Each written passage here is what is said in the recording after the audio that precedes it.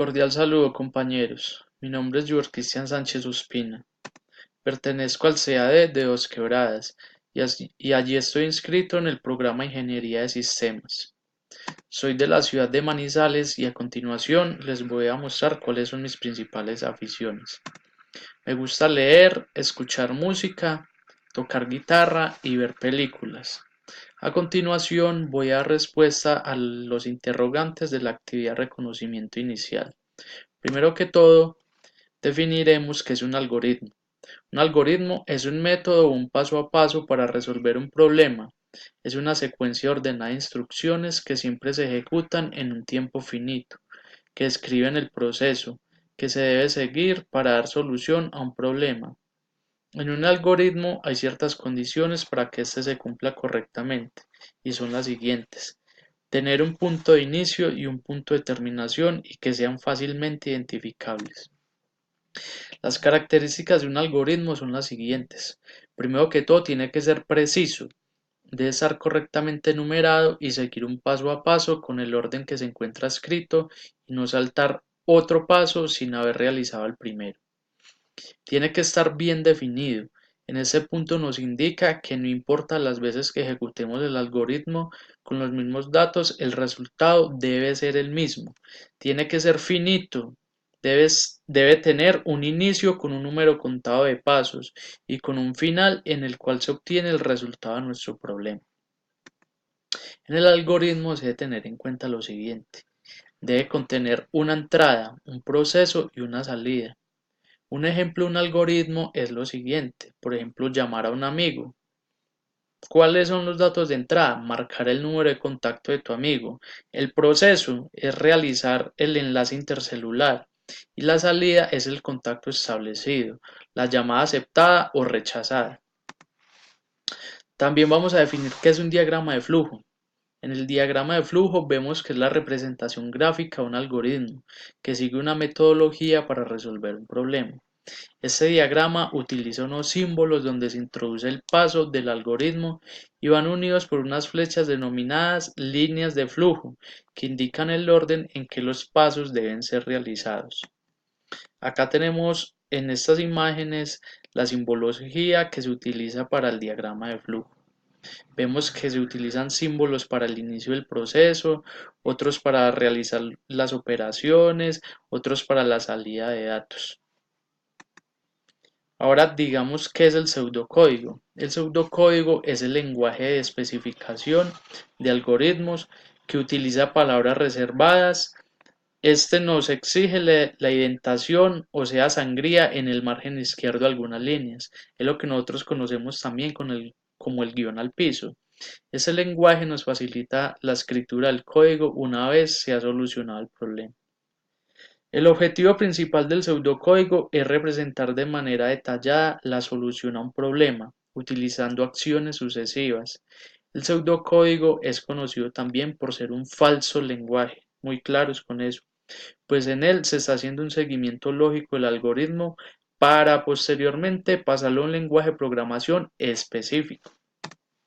Esta es la estructura de un pseudocódigo. Acá se utilizó el programa PSeInt, que es un lenguaje de programación falso, ¿cierto? Apenas se nos está enseñando lo básico para luego pasar a definir todo el proceso en un lenguaje de programación ya avanzado, ¿cierto? Los elementos léxicos del pseudocódigo son los siguientes. Vamos a utilizar comentarios, que estos se utilizan para documentar el algoritmo sobre lo que se está realizando, especialmente para más adelante realizar un mantenimiento, un ajuste al código. Lo representamos así, con el doble slash, y si el comentario es de varias líneas, entre corchetes los comentarios. Utilizamos también en este pseudocódigo las palabras reservadas, que son palabras que tienen un significado especial. Entre ellas destacamos las siguientes, las más comunes: inicio, fin, el sí entonces, el fin sí, el según sea, el hacer, el fin según, entre otras. Algunas de estas palabras son utilizadas para los ciclos o bucles, que los veremos más adelante. Los operadores y signos de puntuación. Estos operadores los utilizamos para efectuar las operaciones con los operandos. Los signos de puntuación los utilizamos para separar o agrupar. Un ejemplo de esto es el punto seguido, la coma, el punto y coma o los corchetes para agrupar. Ahora veamos qué es un lenguaje de programación. Este es un conjunto de símbolos y reglas sintácticas y semánticas que definen su estructura y el significado de sus elementos y expresiones, y es utilizado para controlar el comportamiento físico y lógico de una máquina. Gracias a estos lenguajes de programación podemos crear nuestros programas y así controlar las funciones de nuestra computadora de acuerdo a las necesidades que se planteen. En los lenguajes de programación encontramos que tiene un conjunto de instrucciones que permite realizar operaciones de entrada, salida, cálculos, manipulación de textos, lógica y comparación, y almacenamiento y recuperación. Las diferencias y similitudes que yo encontré en estos diagramas de flujo y en el pseudocódigo es que el diagrama de flujo es un lenguaje gráfico, ¿cierto? Por lo que utiliza toda esta simbología, y el pseudocódigo uno no gráfico. En el diagrama de flujo, como ya lo dije, se utilizan figuras como el círculo, el rectángulo, el rombo y líneas que conectan dichas figuras.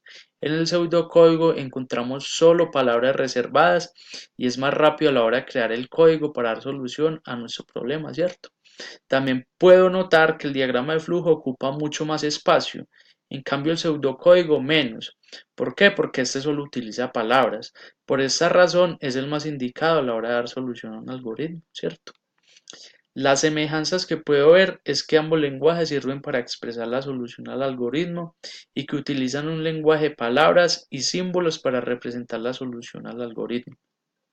Ambos lenguajes tienen un inicio, un proceso y un final. Ambos utilizan una entrada, un proceso y una salida de datos. También podemos ver que en la toma de decisiones ambos lenguajes lo pueden expresar y dar una solución a lo que se espera como resultado. Las fases para resolución de un problema, ¿cuáles serían? Encontramos las fases de resolución e implementación del problema. Ahora vamos a definirlas. En esta encontramos en la resolución del problema que acá se hace un análisis profundo del problema, se hace un diseño y por último se verifica el algoritmo antes de ejecutarlo. La fase de implementación, en esta el algoritmo debe encontrarse diseñado y representado, ya sea en un diagrama de flujo, un diagrama NS o un pseudocódigo. También ya debe estar verificado, para posteriormente pasar a la codificación y traducción del algoritmo a un lenguaje de programación específico donde se completará con la ejecución y comprobación del lenguaje en la máquina. En la resolución del problema encontramos el análisis del problema. En este punto nos tomamos el tiempo para examinar el problema y obtener una idea clara de los datos que se nos está pidiendo para resolver el problema. Se pasa luego a un diseño, a diseñar el algoritmo. Primero se debe tener en cuenta que debe ser preciso, definido y finito. Para esto se deben identificar los puntos más importantes para resolver el problema y dar un paso a paso en el que van a ser ejecutados. Este método de diseño en etapas se conoce como método descendente o top-down. En este punto se debe considerar las etapas de entrada, proceso y salida. En la entrada vemos que es la información dada para el algoritmo. En el proceso es el punto donde se realizan operaciones o cálculos para controlar la solución al problema. En la salida vemos que son las respuestas o los resultados finales de las operaciones del algoritmo. Ahora, ¿qué se hace? Se verifica el algoritmo. Una vez que se ha terminado de escribir el algoritmo, es necesario comprobar que quedó correctamente diseñado y que cumple con el resultado esperado, ¿cierto? Ese paso se realiza de forma manual y se tiene en cuenta si necesita modificaciones o si su ejecución fue lo que se esperaba para dar solución al problema planteado. En la fase de implementación, cuando ya tengamos bien definido nuestro algoritmo y se encuentre diseñado ya sea en un diagrama de flujo, NS o pseudocódigo, y se haya hecho una respectiva verificación, Procedemos a codificar el algoritmo y a traducirlo a un lenguaje de programación, el cual se deberá ejecutar en la computadora y así comprobar el correcto diseño de la solución que se esperaba. La importancia de los algoritmos en la programación de las computadoras es que, así como en nuestro diario vivir utilizamos algoritmos a la hora de ir al trabajo, ver una película, preparar un jugo o hacer una operación matemática, es fundamental en la programación seguir un cierto orden detallado, un paso a paso que tiene un inicio, un proceso y un final. Pero en la programación se nos exige que se maneje un orden estricto y un lenguaje claro y bien definido para que la máquina lo interprete y lo ejecute de manera correcta.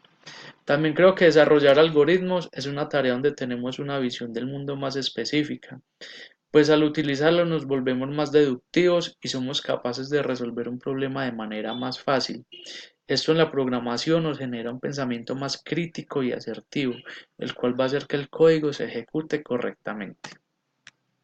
Bueno, compañeros, muchas gracias por su atención. Espero que les haya quedado bien claro el tema y los invito a que indaguen y acepto todas sus sugerencias. Muchas gracias por su atención.